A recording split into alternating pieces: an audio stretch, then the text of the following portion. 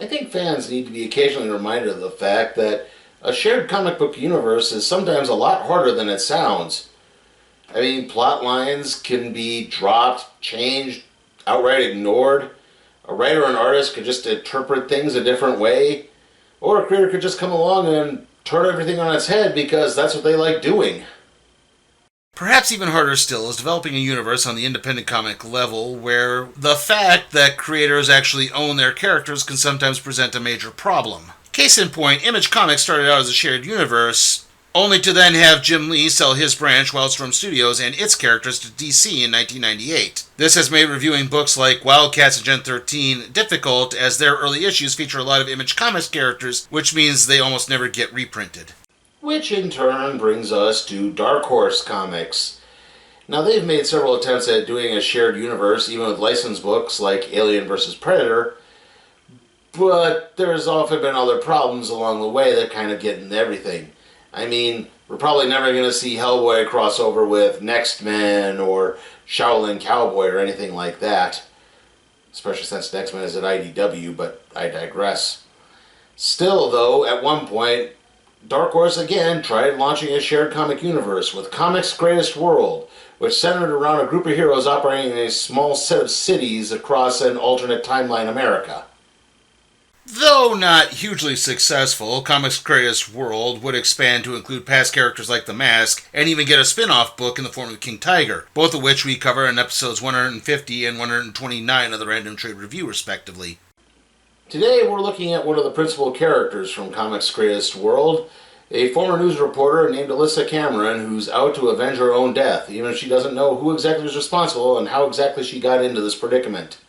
This is The Ghost Omnibus, Volume 1. Two underground gangs hold a meeting unaware of the spiritual presence in their midst. Suddenly, a gun discharges seemingly on accident leading to a shootout. It's then that a woman clad entirely in white fades into view. Bullets pass right through her, only the ones fired from her gun to suddenly hit their marks.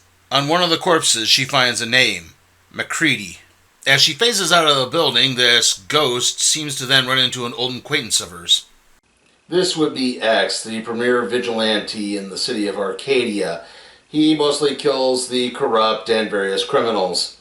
So, in other words, he killed someone that Ghost was looking for that was connected to this MacLeod person that she's trying to track down. X doesn't really want anything to do with Ghost, but he does point her towards corporate honcho Jim MacLeod. However, the sun is rising, so Ghost elects to retire to a crypt containing a jade chair, as jade is one of the few elements that Ghost can't completely phase through. After a long rest, she elects to visit MacLeod's offices, spooking some of the employees along the way. She's able to eavesdrop on the CEO talking with his bodyguard, Joe Yembo, a man who actually has katana blades for hands, and the two plot which nubile young secretary MacLeod plans to take advantage of. Again with the sex. Ghost spends the next night preparing to replace the secretary to spare the indignity of MacLeod's actions. It works, and soon the two are messing around on the CEO's desk, and she manages to get him to let slip that he once arranged for a nosy reporter named Alyssa Cameron to be killed. Now, finally armed with a name, Ghost begins fighting back and eventually just tosses MacLeod straight into a wall where he breaks his neck. The commotion brings in Joe Yimbo, who reveals that he can actually damage Ghost with his blade hands. This proves to be enough to drive her away and towards Alyssa's former newspaper to try to track down her family's old address. So yeah, as mentioned previously, Alyssa Cameron is Ghost, and she was raised by Earl and June Cameron alongside her sister Margot. Earl was an abusive alcoholic who often neglected the family in favor of booze. And I know there's a lot more to this, but it's not mentioned in this volume, so I'm not going to get into it. Alyssa tries to avoid detection by her family as she looks through the premises for reasons why she came back from the dead. Unbeknownst to her, Joe Yumbo has actually been tracking her via a set of spectral night vision goggles, and soon he launches an attack on the Cameron home. This forces Alyssa to out herself to her family to protect them as the place is set on fire. It's then that X manages to come to Alyssa's aid as the home is completely destroyed and Joe winds up taking Margot hostage. Alyssa then heads to MacLeod's hospital room to torture the quadriplegic for information on Yimbo's whereabouts. She really doesn't have to look that far, as it turns out the goon and Margot are right there in the room. Ghost uses her last resort power, literally teleporting through hell, to get around Joe and phase Margot out so that Joe impales himself on his own blades. Alyssa manages to spend the next few days setting things up for her parents in a new apartment. However, it appears the trauma has somehow driven Margot off and she's run away. I should point out we have something of a running subplot here involving a man named Peter Neville who is constantly visiting the same cemetery that Ghost resides in. He always visits the graves of his parents and his wife because he feels somehow responsible for their deaths. Alyssa eventually heads back to the remains of her home to sift through the dust to try to see if she can track down Margot's whereabouts. It's then that she turns up several pornographic pictures of her sister along with the card belonging to a modeling agency. Yes, it appears that Margot was discovered at the local mall by Arthur Carlyle. To that end, Alyssa plays Carlyle a visit in order to get information on Margot's next shoot. Feeling that Margot has been duped into the world of porn, Alyssa makes her way towards a movie studio where she spots her sister's new monstrous co-stars. Okay, so the Snake Man, whose name is Snake, and the Spiny Guy, whose name is something, are part of a race called Paranormals. That's basically what they called superpowered beings in the comics' greatest world universe. Snake is actually able to detect Alyssa's presence, and the ensuing fight brings out a lingerie-clad Margot. Alyssa manages to take down the porno crew only to be chastised by her sister. It turns out that Margot knew exactly what she was getting into this whole time and has been a willing participant. This movie was supposed to be her big step forward, and now it's been completely ruined. This forces Alyssa to move Margot into her old apartment in order to hopefully set her back on the straight path. However, there's little rest as news reports come out about a demonic serial killer who seduces and kills young women. This killer, who goes by the name Cameron Nemo, begins taunting Alyssa with messages in her crypt. That being said, Nemo's actions have also attracted the attention of King Tiger. Again, we covered King Tiger back in episode 129 of the Random Trade Review, so really all you need to know is that he's a martial arts master and sorcerer who fights demons a lot. This leads to a confrontation between Ghost, Cameron, Nemo, and King Tiger at a strip club where King Tiger gets wounded when Nemo plunges a broken table leg straight into his abdomen. Ghost then takes Tiger back to his girlfriend Ricky to patch the wound up and explain her situation. Tiger explains that Cameron Nemo is unlike any demon he's fought before, as he's solely focused on Alyssa, and gives her some special bullets for the next time these two seek each other out. The two wind up having their confrontation, but Nemo shrugs off the gunshots and knocks out Alyssa.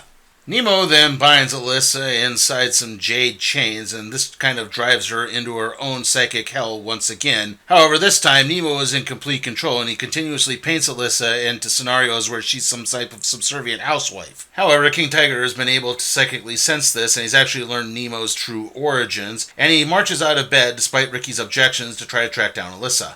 The two eventually find the crypt and manage to break Alyssa free from the chains. However, she's still unconscious, so they perform a revival ceremony, which seems to empower her enough to finally knock Cameron Nemo back into hell. As Alyssa regains consciousness, King Tiger explains why it is that Cameron Nemo has been so difficult for her.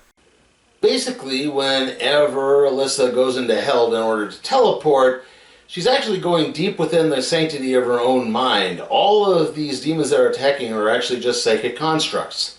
Alyssa begins mulling over Tiger's revelation as she begins taking down some street thugs in a mugging attack. Everything goes along fine until the group's leader, known as Shock, steps in and takes Alyssa down with a literal jolt. Thankfully, a new ally appears to assist Ghost with this new gang.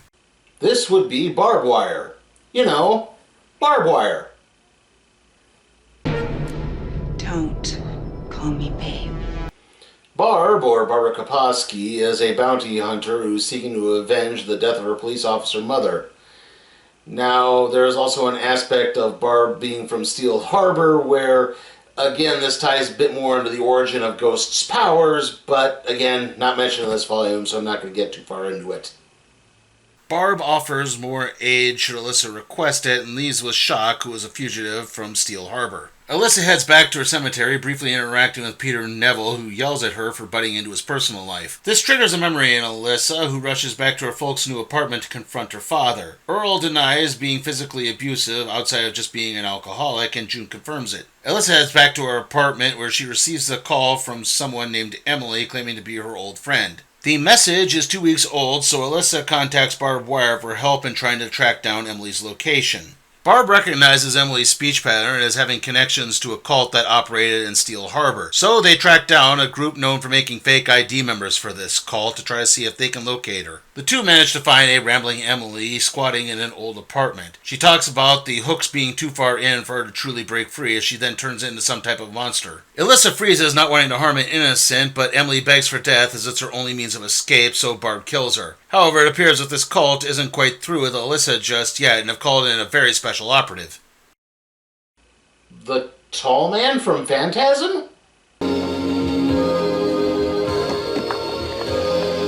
Margot winds up participating in another photo shoot, this time in Alyssa's cemetery, leading to another argument between the sisters. Apparently, even when she was alive, Alyssa was something of a stick in the mud, and to prove it, Margot takes her sister out clubbing, and what little fun there is gets shorted out as it turns out that Snake, from the porno movie earlier, is running this club, and he orders some of his goons to skeeve on Alyssa to the point that they just drive her out. That being said, Alyssa manages to spot Snake as she leaves the club and doubles back to try to free her sister again, only to discover that somehow Margot is also resilient to Snake's hypnotic abilities. Afterwards, the two then get jumped by a predator who Alyssa quietly kills with a quick headshot.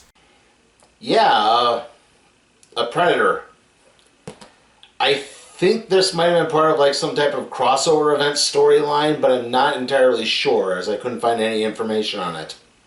The criminal underground is getting tired of Ghost and her constant killing of them. To that end, they have enlisted the employ of a special hitman known only as Hunger. Hunger has the ability to psychically make people so horny that they wind up ripping each other apart.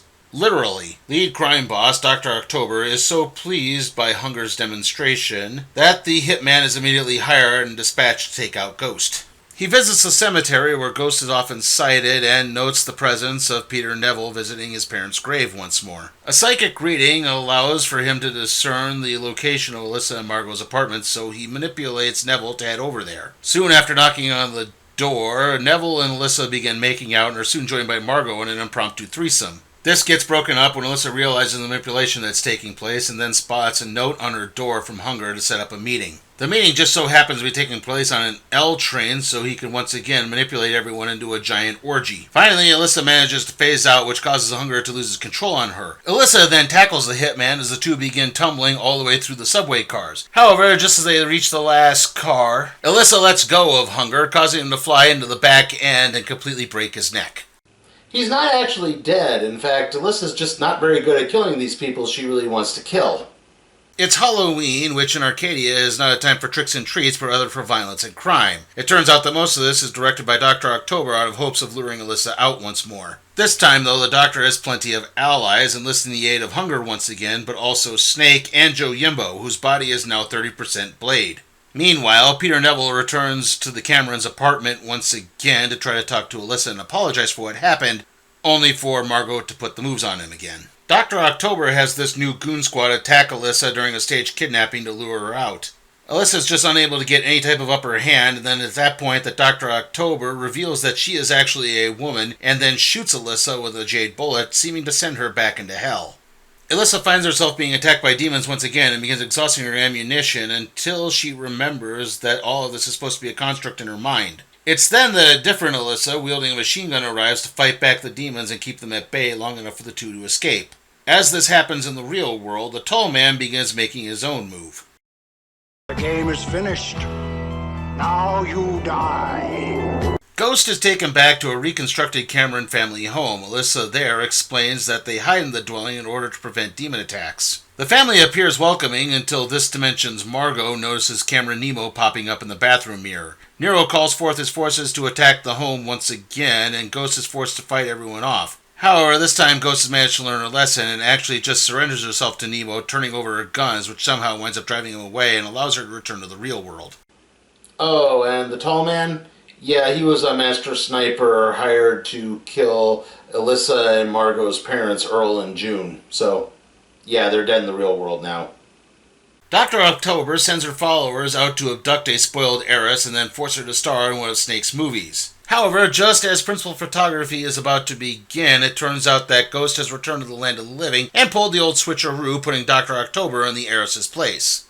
Before everyone can realize what happened, Hunger's powers causes an orgy of death to break out, and not the fun kind. Everyone literally begins attacking Dr. October, save for one individual, Joe Yimbo, whose body is now completely cutlery. It turns out that this hitman was now actually in love with Dr. October and doesn't want any harm to come to her. Alyssa takes pity on Yimbo and transports him to hell, which is now heaven. However, this isn't what Yimbo wants. He wants revenge, and he begs to be brought back to the real world, so Alyssa relents. Yimbo takes his revenge on his beloved's killers, and then the whole building explodes. A confused X arrives on the scene to find Alyssa walking away, bragging about how she never took one shot. However, the joy is short-lived as Alyssa and Margot discover their parents' bodies when they come over for a weekly dinner. The trauma drives Alyssa away in extreme denial of her own history, and Margot just gets driven into non-stop party mode. At one of these parties, Margot is approached by a man calling himself Archibald Scythe, who begins psychically manipulating her via her own pain in order to get her to jump off the building. This gets interrupted by three females who refer to themselves as the Furies coming to Margot's aid. However, it turns out that this was all an illusion set up by the real Archibald Scythe, a cult leader who has hired the Tall Man to kill the Camerons, for which the Tall Man was rewarded by being allowed to kill himself. All of this is being done to lure back his great lost prize, Alyssa Cameron. The Furies are a group that Alyssa once belonged to until she fell under the thrall of the real Archibald Scythe. Their members include Focus, Frenzy, Kinetic, and Mind Game. Now Scythe has created his own furries to help lure Margot in on the plot in order to then turn her and get Alyssa back under his thrall.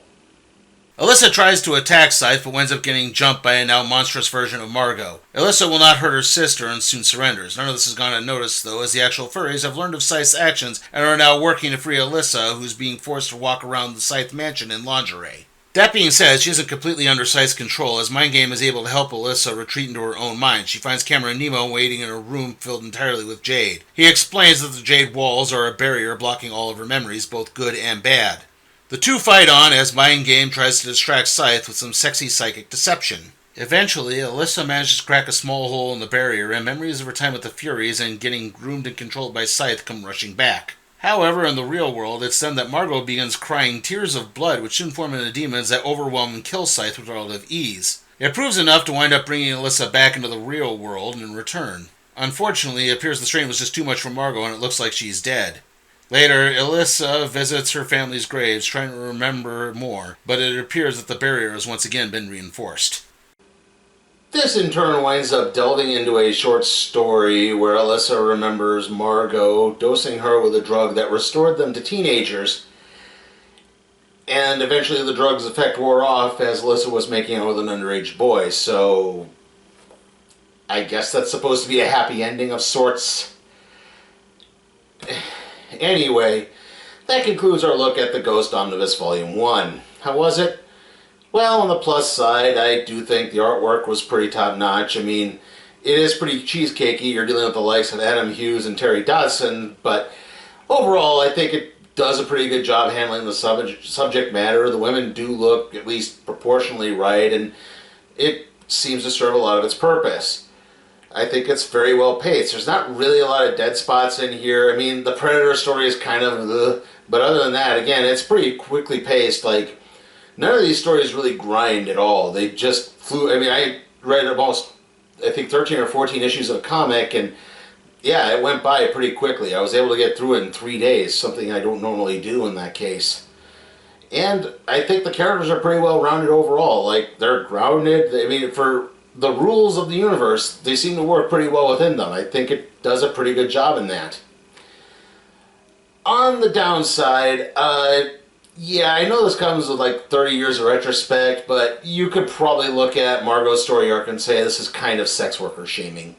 It just, yeah, I mean, again, remember earlier in the comic when it got found out that she was, doing porn, she said, no, I know what I was getting into. I wanted to do this. So, yeah, like, she's being punished for doing something she clearly wanted to do. And, not to mention, again, there's kind of a repetitiveness in the villains. We had literally like 4 villains. You had Snake, Hunger, Archibald Scythe, I think, like McCready to an extent. We're all, in some ways, manipulating women for sexual purposes, and, while I do think that's something that should be addressed, it doesn't need to be addressed in every villain she faces. Like, I would have liked it if she just took on like a standard bad guy every once in a while too. I think this was a little too lore heavy. Like she's pretty much this whole thing is her trying to find out about Alyssa trying to find out about her past. And I'd like it if maybe we just had some fun solo adventures in between this, and then we can get back more into the the overall mystery. You need those breaks every so often because if not, it just like I said, then it will start feeling like more and more of a grind. So with that in mind, I am going to give the Ghost Omnibus Volume 1 a C. And with that, let's see what we're doing next time on the Random Trade Review.